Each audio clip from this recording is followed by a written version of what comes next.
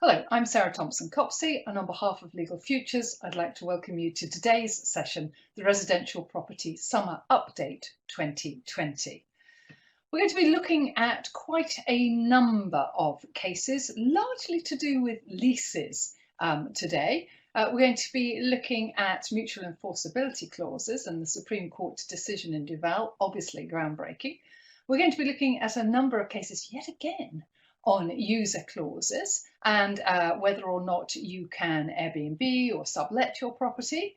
We're going to be looking at a couple of cases on service charges, a case on right to manage, and a couple of cases on enfranchisement, which has an impact going forward on tenants' ability to be able to collectively work together to be able to enfranchise. We'll be looking at the Tate Gallery case, the Court of Appeal decision on overlooking neighbours and privacy.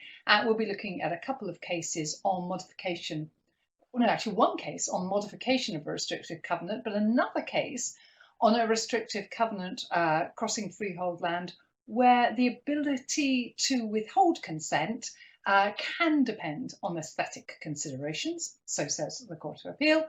At the very end, I'll just quickly remind you of Civil Procedure 55.29, its impact on possession proceedings, applies equally for commercial and residential. And at the very end, sort of quick roundup on where we are with first tier tribunal and tribunal proceedings generally, given COVID-19. Obviously, with COVID-19, a lot more hearings are taking place virtually every hearing is taking place virtually.